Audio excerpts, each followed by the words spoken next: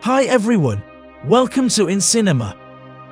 This time I will review a movie called 65. There is something remarkable about how completely 65 wastes all it had going for it. Taking Adam Driver, one of the best actors working today, and throwing him onto a prehistoric Earth where he has to fight dinosaurs seems like it could be a solid little action flick. Whoever it was that edited the film's trailer together should be given a raise, as it made it seem like the final product might actually be a thrilling science fiction ride that could possibly even bring some notes of horror.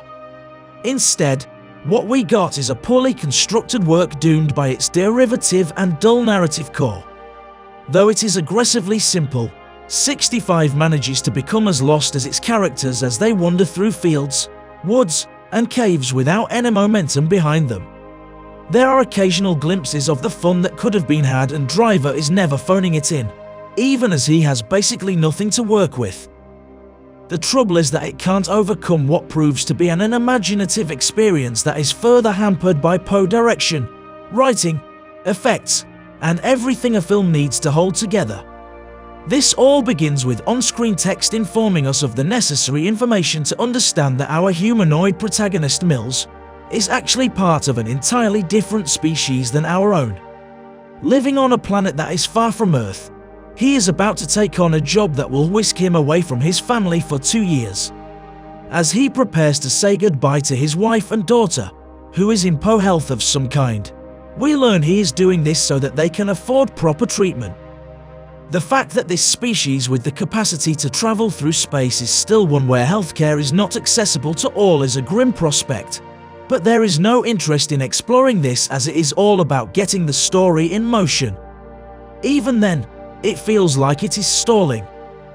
While 65 was never going to be a particularly heady work of science fiction, both the narrative underpinnings and their execution are so empty that everything increasingly rings hollow, even as it incessantly hammers home the same superficial elements.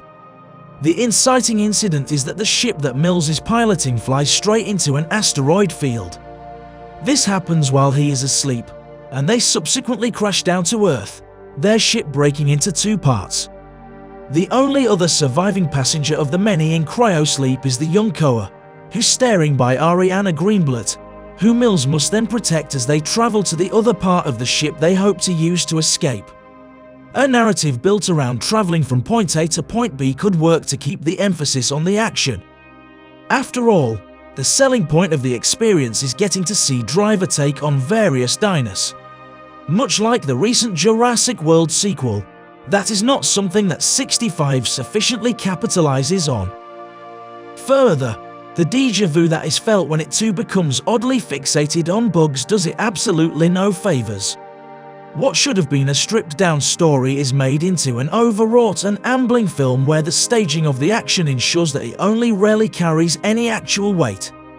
From the first moment Mills encounters one of his few dinosaur foes as he goes out to get his bearings, the effects are painfully unconvincing no matter how much Driver dutifully rolls around.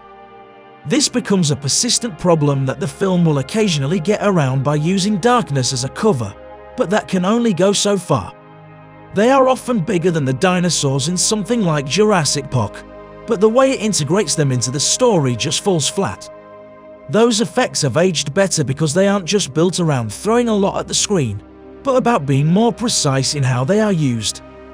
The longer that 65 drags on, the more it reveals it lacks anything approaching a creative vision.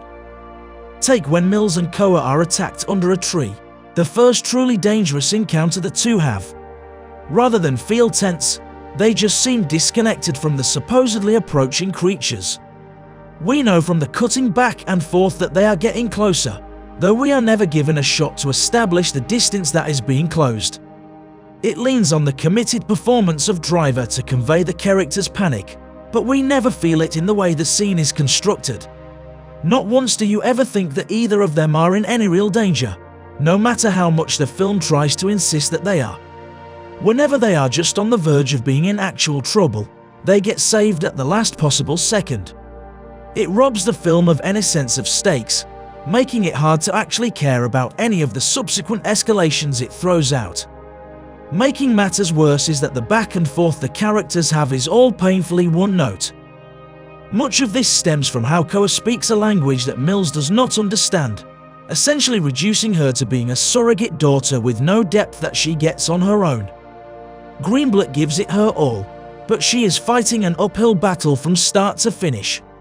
All of this could be forgiven if the film were actually fun in how it played around with its premise. It was never going to be a masterpiece by any means, but it is bizarre just how boring it all feels. The main event of it all, Driver fighting at Rex, is something the film teases for all it's worth before it unfolds in the conclusion. This proves to be disappointing as, after all this wait, the sequence just doesn't feel worth it and passes rather quickly. Once more, the persistent problem is how disconnected the two adversaries are, and how poorly staged the entire thing remains. When you then look back on the entire experience, it is fascinating how fleeting it is and how little of an impact it all leaves. Though there are movies that are worse than 65, it is part of a select few that manage to utterly and completely squander their own potential. Okay guys, thanks for watching. Don't forget to subscribe and drop your comments below. I'll be back on the next video. Bye.